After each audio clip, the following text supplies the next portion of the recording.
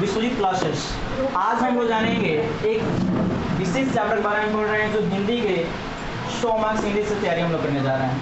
ठीक है ना दोस्तों, तो आज 12वीं के हिंदी हम लोग करने जा रहे हैं जिसका नाम है बातचीत, और ये चैप्टर फर्स्ट होगा जिसके हम लोग ऑब्जेक्टिव और प्लस चैप्टर इंट्रोडक्शन के बारे में पढ़ने जा रहे हैं। तो दोस्तों ये वीडियो बहुत ही खास होगी। यदि इस वीडियो को आपने देखा, समझा, याद किया तो आपकी ऑब्जेक्टिव की समस्याएं दूर हो जाएगी।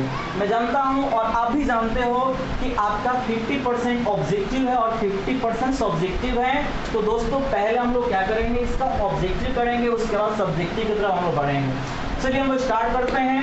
ये चैप्टर जो है बातचीत, जिसके राइटर कोई और नहीं, कौन है, बालकृष्ण भट्ट हैं।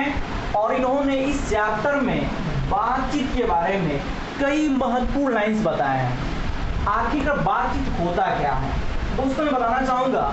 बातचीत एक हमारे सभी ज्ञानेंद्रियों में सबसे महत्वपूर्ण ज्ञानेंद्रियां हैं, जिसे वाक्य शक्ति बोलते हैं। इस वाक्य शक्ति से आप चाहोगे तो पूजनीय हो सकते हो और नहीं चाहोगे तो लक्कम जुक्कम भी हो सकते हो। समझ रहे हो ना मैं क्या बता रहा हूँ।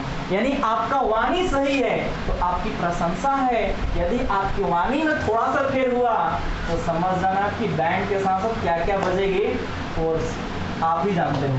ठीक है ना। तो दोस्तों आगे बढ़ते हैं। तो बातचीत क्या है जी, हमारी वाक्य शक्ति है, और इस वाक्य शक्ति से हम कई तरह की चीज़ों को जीत सकते हैं और कई चीज़ों को हम लोग हासिल भी कर सकते हैं। जिसका जन्म यानी कहने का मतलब है, लेखक का जन्म जो है दोस्तों 23 जून 1884 ईस्वी में होता है।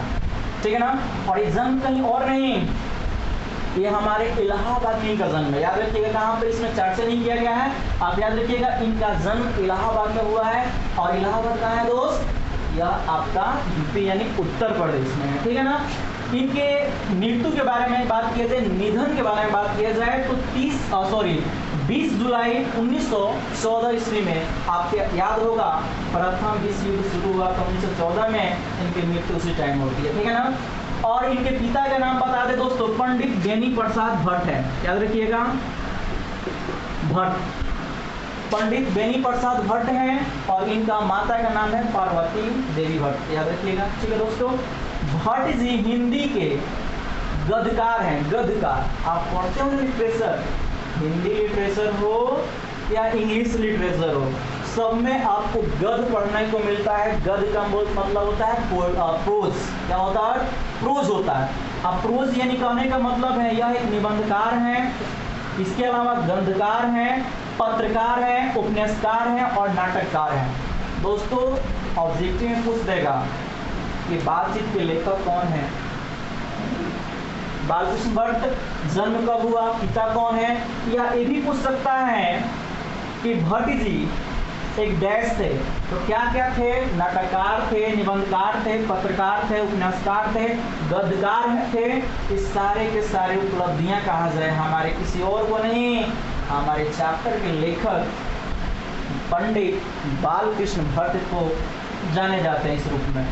भट्ट जी को प्रधान कविताओं का जनक कहा जाता है। यानी हमारे प्रोज सेक्शन से नहीं, पोएट्री सेक्शन में जितने भी प्रधान मुख्य कविताएं हैं उनका जनक किसी और को नहीं, हमारे भट्ट जी को कहा जाता है।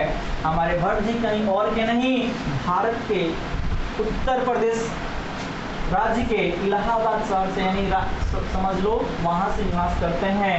भट्ट जी की कई रचनाएं हैं, जिसमें से निबंध संग्रह में बात करें दोस्तों तो साहित्य सुमन एग्जाम में पूछ सकता है कि साहित्य सुमन रचना का लेखक कौन है, तो कोई और नहीं, आप जानते हो अच्छी तरह से। भट्ट निबंधमाला एग्जाम में पूछ सकता है ऑब्जेक्टिव। आत्मनिर्भरता जो 1839 में आई थी, हमारे लेखक भट्ट जी ने लिखे थे। इसके अलावा बात करें नाटक, नाटक समझते हो ना जी, आपने कई बार पूजा के अवसर पर या किसी भी शुभ अवसर पर नाटक करते हुए देखा होगा, आपने खुद भी किया होगा, याद सही होगा आप लोगों। ठीक है ना।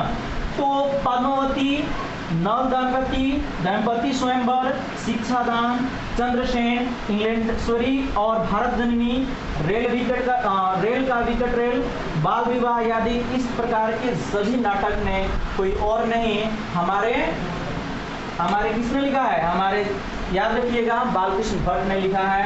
उपन्यास रहस्य यानी रहस्य कथा, ये एग्जाम में आपको कई बार पूछा गया, याद रखिएगा, ये भी पूछ सकता है अगले एग्जाम में भी कि 100 अनजान और एक सुजान।